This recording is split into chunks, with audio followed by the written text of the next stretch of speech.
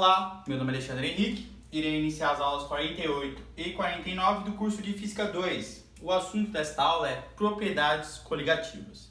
Bom, na aula anterior eu falei da pressão de vapor. A gente atinge a pressão máxima de vapor quando a gente atinge uma temperatura em que a pressão de vapor seja igual à pressão atmosférica.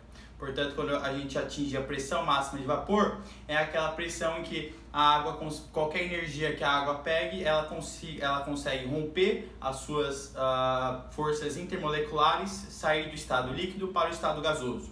Então, quando ela está na pressão máxima de vapor, é quando a pressão pega alguma quantidade de energia e se transforma em gás. E quando o gás, o vapor vira líquido. Então você atingiu a pressão máxima de vapor.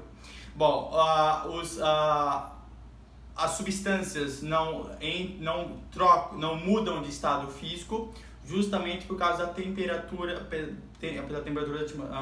pela pressão atmosférica. Então, a pressão atmosférica exercida pela coluna de ar, ela faz com que resista à mudança de estado físico.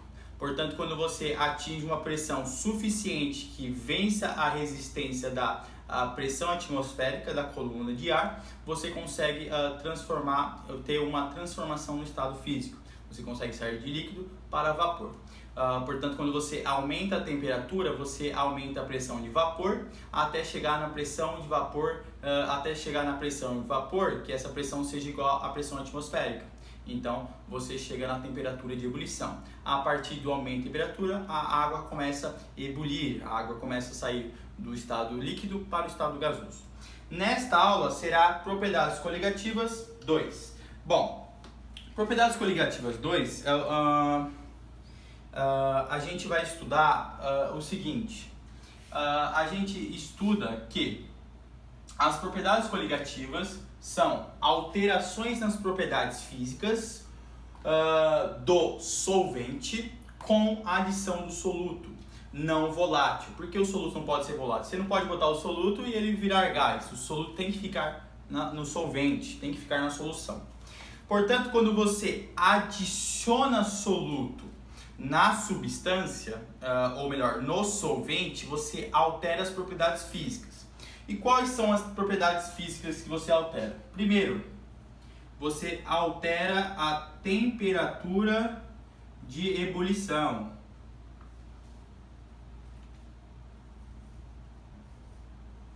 Então, temperatura de ebulição, vamos chamar de TE.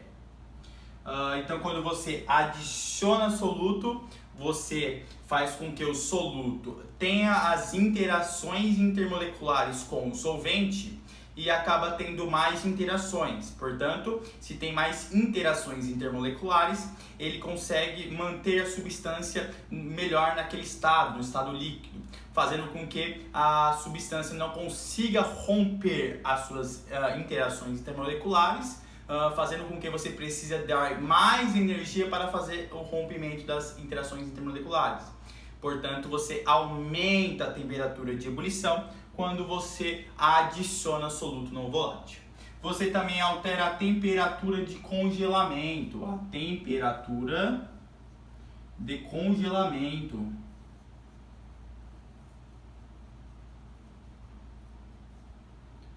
TC, temperatura de congelamento.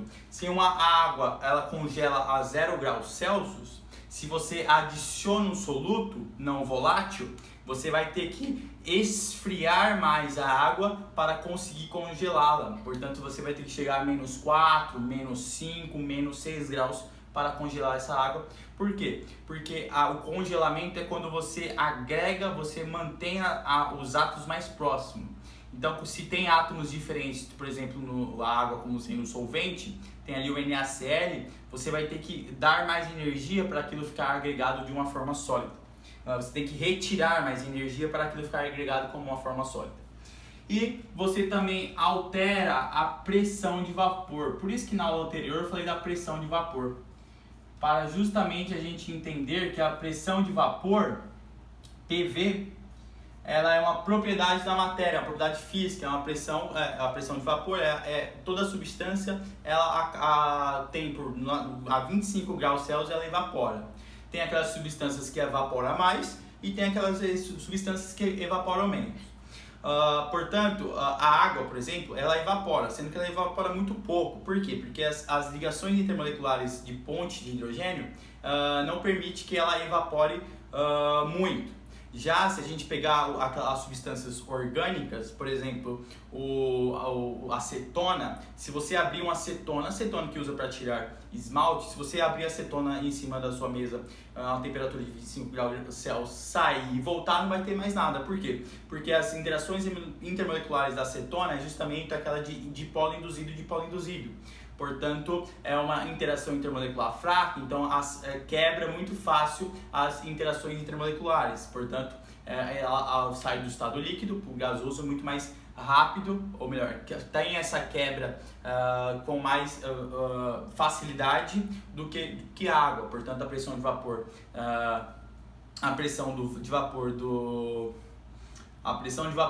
da acetona é maior que a pressão de vapor que a da água. Bom, então você tem que colocar solutos que não sejam voláteis. Portanto, se na solução,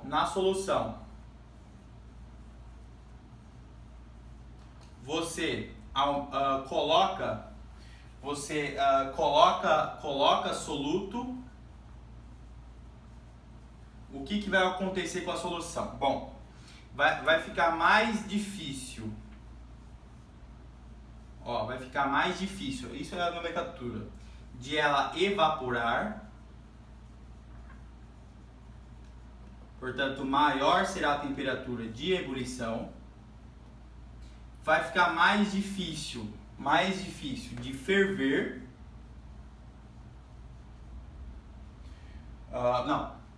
Vai ficar mais difícil de evaporar, portanto, menor será a pressão de vapor. Quando você coloca soluto, a solução vai ficar mais difícil de evaporar, portanto você diminui a pressão de vapor. Vai ficar mais difícil de ferver, portanto você aumenta a temperatura de ebulição. E vai ficar mais difícil de congelar. Portanto, você diminui a temperatura de congelamento, ok? Então, quanto for mais concentrado a solução, mais concentrado ficar a solução, mais difícil vai ser, mais difícil evaporar, mais difícil ferver e mais difícil congelar. Portanto, vai ser, você diminui a pressão de vapor, você aumenta a temperatura de ebulição e você diminui a temperatura de congelamento justamente com a adição de soluto. Por quê? Bom, eu vou tentar te explicar, mas antes a gente tem que entender isso daqui. Bom, vou apagar tudo aqui, espero que você tenha entendido. Mas agora eu vou te explicar em questões com desenho.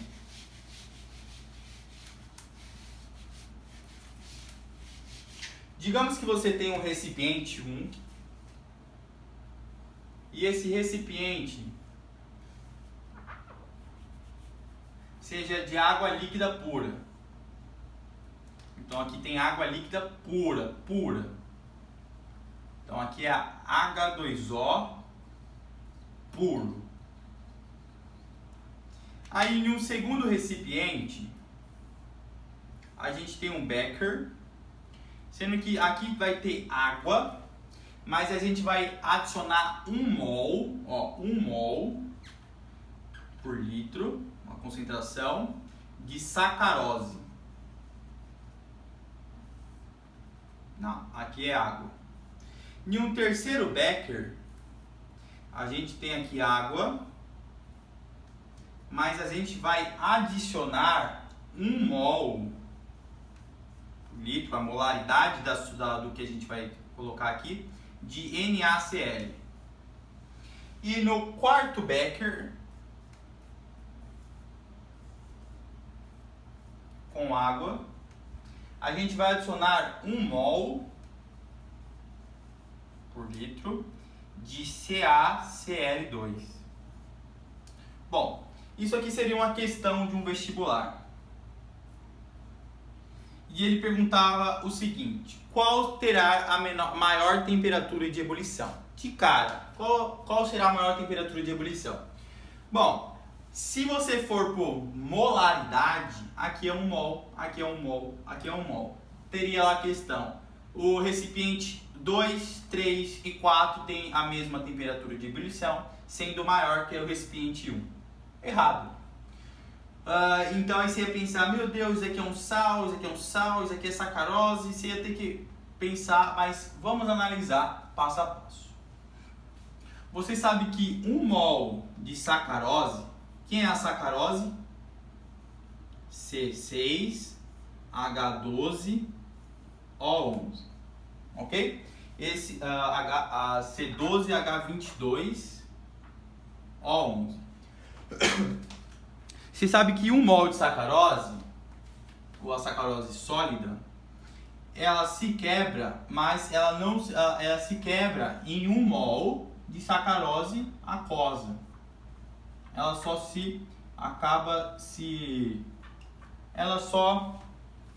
digamos assim, ela só sofre um processo de diluição, ok? Ela está no sólido, sofre o aquoso. Mas quando você coloca o NaCl, 1 mol de NaCl, que é água, 1 mol de NaCl sólido, e você coloca ele na água, aqui é aula de química 4, hein? Ele se dissocia, ocorre uma dissociação iônica. Fica o Na+, aquoso, mais o Cl-, aquoso. Portanto, aqui é 1 mol, 1 mol. Você tinha 1 mol de partículas de NaCl, mas após a adição de água, você ficou com 2 mol de partículas.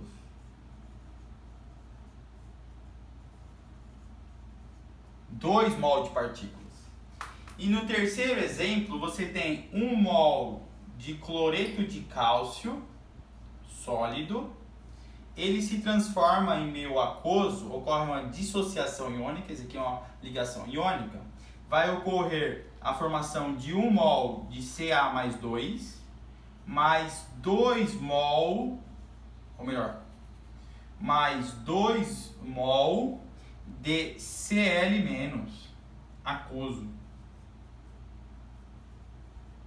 Então você no final você vai ter, vou colocar aqui do lado, aqui do lado você vai ter 1 mol de partículas. Aqui você vai ter 2 mol de partículas. E aqui você vai ter 3 mol de partículas.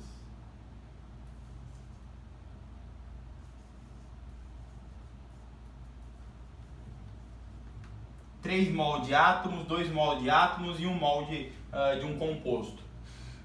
Bom, então, onde você adicionou mais partículas? Você adicionou mais partículas aqui, ó.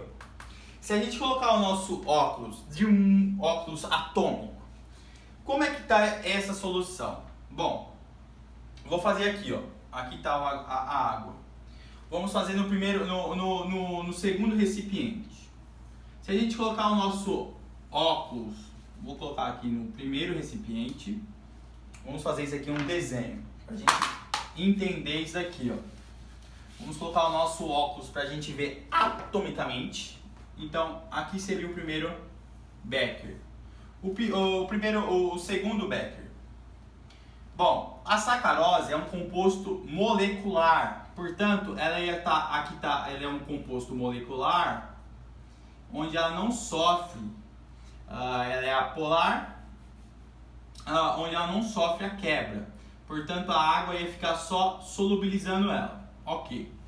Já no terceiro recipiente, olha como está o terceiro recipiente. O terceiro recipiente está a água. Ó, a água, aí tem o Na+, aqui, ó.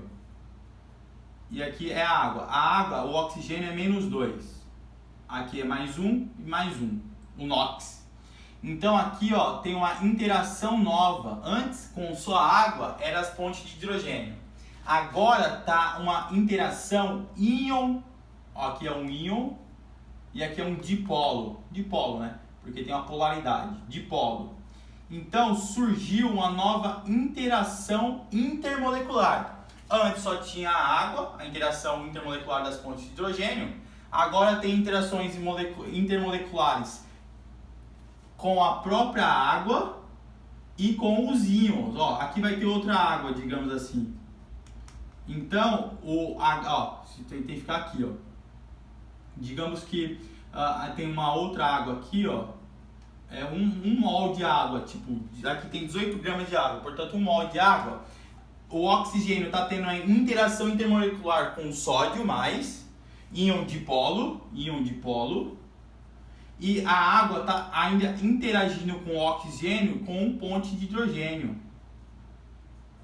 Então está tendo duas novas interações intermoleculares. Se você está aumentando as interações intermoleculares, você está aumentando a temperatura de fusão, você está diminuindo a temperatura de congelamento. Por que você está aumentando a temperatura de fusão? Porque você tem que dar mais energia para esse sistema para ele romper as interações íon-dipolo e romper as interações ponte de hidrogênio. Não se esqueça que os dois H+, ele está perto do Cl-, ó.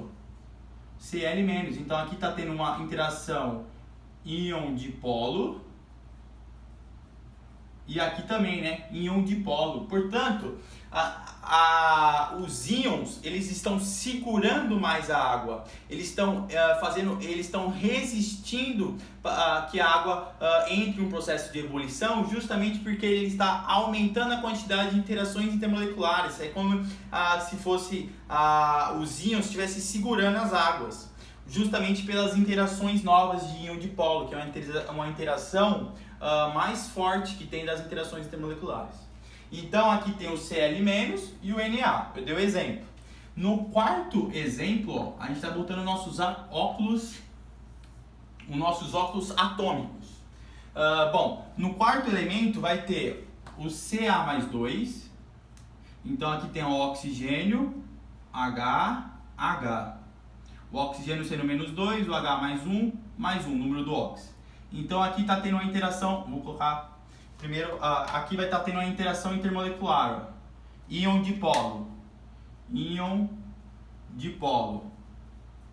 Mas a própria água já está fazendo uma ligação de ponte de hidrogênio.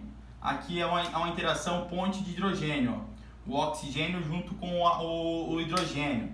Então aqui, ó, é a ponte de hidrogênio. Mas vai ter duas moléculas de Cl-, ó. Duas moléculas de Cl-. O que é isso? Isso aqui vai estar, o H+ vai estar interagindo com o Cl-, e o outro Cl- vai estar interagindo com o H+, com esse H+. Então vai ter mais interações intermoleculares. Portanto, se aqui estava uma alta temperatura de ebulição, baixa temperatura de congelamento e baixa pressão de vapor. Por que vai ser uma baixa pressão de vapor? Porque a água não vai conseguir virar vapor na temperatura ambiente porque tem íons próximo a ela. Portanto, está gerando uma interação intermolecular íon-dipolo. Então, ele diminui a sua pressão de vapor. Nesse quarto exemplo, por ter 3 mols de partículas, vai ter ainda mais interações intermoleculares. Porque vai ter mais um íon aí. Aqui tinha 2, aqui tem 3 íons. Então, o Cl- ele faz várias interações intermoleculares com hidrogênio, aí faz também com o próprio íon que tem o Ca+, e essas interações íon dipolo aumenta ainda mais, ó, isso aqui, ó, aumenta ainda mais a temperatura de ebulição, diminui ainda mais a temperatura de congelamento e diminui muito mais a pressão de vapor. Portanto, nesse exercício, a temperatura de ebulição, portanto, estaria lá na questão. A temperatura de ebulição do 4, ela é maior que a temperatura de ebulição do 3, que ela é maior que a temperatura de ebulição de 2, que ela é maior que a temperatura de ebulição de 1. Porque aqui, aqui vai ter as interações com a água é H assim. Aqui, vai ter uma interação, vai ter interações. Qual é essa interação aqui, Essa água é apolar, portanto vai ser uma interação de polo induzido e de polo induzido. Então aqui vai ter interação diferente da água pura. A água pura só tem pontes de hidrogênio. E aqui vai ter também as pontes de hidrogênio, né? Então vai ter duas novas, aqui é ponte de hidrogênio. Vai ter as interações de ponte de hidrogênio e as interações de dipolo permanente e dipolo permanente. Ok? Quando tem, e também vai ter, se o oxigênio, vai ter as interações também de ponte de hidrogênio. Mas só tem 1 mol de partículas. A sacarose é uma ligação covalente, ela não é uma ligação iônica, então não sofre o processo de dissociação iônica como nos sais. Isso aqui é um sal e outro sal. O sal tem como constituição a ligação iônica. Quando entra na água, sofre um processo de dissociação iônica, portanto forma 2 mol de partículas. Bom, a água só vai ter as próprias pontes de hidrogênio, portanto a temperatura da água seria 100, isso aqui seria 102, 104, 106, ok?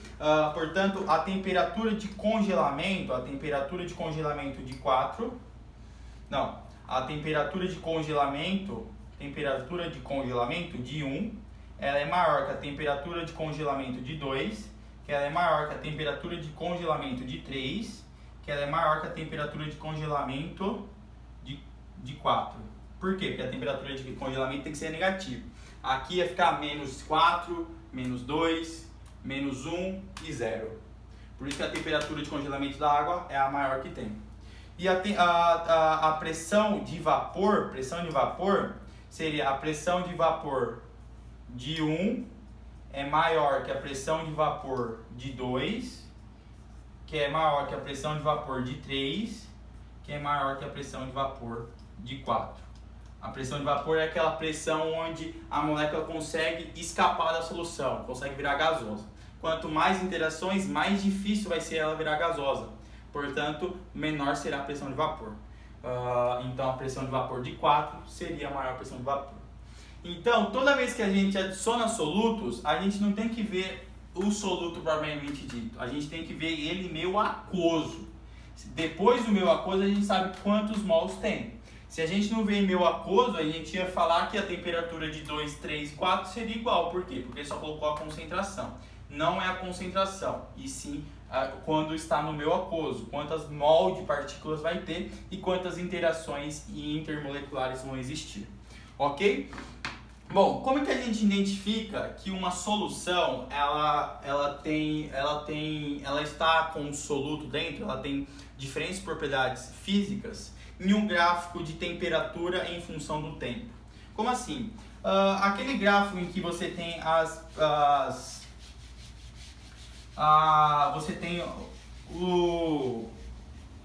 mudança de estado físico.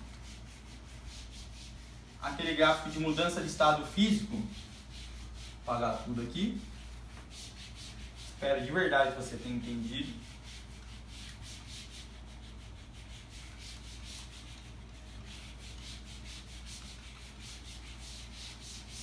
Bom, quando você tem um gráfico de temperatura em função do tempo, em função da quantidade de calor.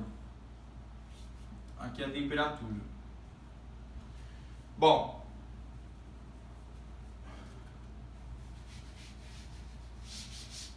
você vai ter esse gráfico de temperatura em função do tempo. Quando você está no estado sólido, você vai ter a temperatura aumentando, você vai ter assim, né, reto. Aqui é só estado sólido. Aqui, ó, chega no estado líquido. e líquido mais sólido. Não, sólido mais líquido. A partir daqui só tem, aí vai ficar aqui, ó, só tem líquido. Aí sobe, aqui tem um aquecimento, massa multiplicado por variação da temperatura. Aqui é o QL, ml, calor latente, calor sensível. Aí aqui você tem o calor latente, o calor sensível da água, onde você chega a temperatura de 100 graus Celsius. Temperatura de 100 graus Celsius. Você chega na temperatura de ebulição da água. Portanto, ela vai ebulir inteira. Aqui vai ter líquido mais gás, até chegar só no gás. Quando ela se transformar tudo em gás, que aqui é calor latente de ebulição, aqui vai estar o calor sensível do gás, portanto MC delta θ. Bom, então aqui tem calor sensível, calor latente, porque todo calor recebido, então aqui é calor, todo calor recebido está sendo para quebrar suas interações intermoleculares e virar virar líquido. Aqui está pegando, está esquentando, está variando a sua variação da temperatura, então está variando a temperatura da molécula, está ganhando energia cinética. Aqui ele pega toda a quantidade de calor para sair do líquido para o gasoso e depois esquenta o gás. Isso é um gráfico de uma substância, então isso aqui, isso aqui é para uma substância pura. Quando a substância é pura, aqui nos eixos da abscissas, na horizontal, ele é reto, ele é horizontal. É diferente quando você tem uma substância, o H2O mais o soluto. Portanto, altera as propriedades coligativas. Como é que você vai ser isso no gráfico? No gráfico, ele vai ganhar calor sensível, mas de vez ele ficar horizontal, ele vai ficar assim, ó. Deixa eu colocar embaixo, fica melhor. Aqui ele tá o sólido mais líquido. Aqui é só líquido, então aqui é só líquido, aqui é só sólido, líquido, e aqui é líquido e gasoso. Então, líquido mais gasoso e depois só gasoso. Então, quando está com soluto, quando você alterou as propriedades coligativas, de vez ele ficar reto, ele vai ficar assim, ó. Ele não vai ser reto, ele vai ser na horizontal. Então aqui vai ser sólido mais líquido, aqui é só sólido, sólido mais líquido. Aí depois ele só sobe. Aqui ele chega na temperatura de 100 graus Celsius, portanto 100 graus Celsius lá em cima.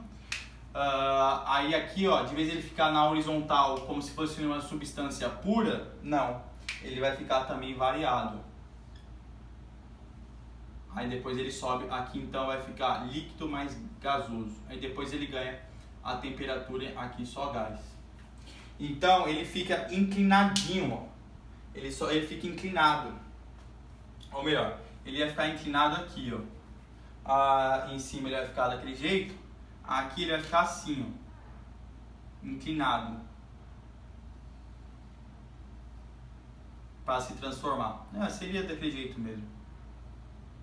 Ele ia ficar inclinado aqui, Aqui ia ser sólido mais líquido. Então você observa uma substância que tem soluto, que seja uma substância, portanto uma mistura, tenha soluto, por exemplo, sal, pelo gráfico temperatura e quantidade de calor. Então aqui você está aumentando a quantidade de calor, aqui é pelo tempo. Temperatura pelo tempo, você observa que as substâncias que está misturada, que tem um soluto, ela tem horizontais no processo de troca de estado físico. Enquanto que as substâncias puras vai ficar na horizontal aqui, reto na horizontal, as trocas de estado físico, ok? Então assim seria o gráfico para uma substância que tem justamente se está com as propriedades coligativas alteradas. Então até a próxima aula de propriedades coligativas. Tchau, tchau.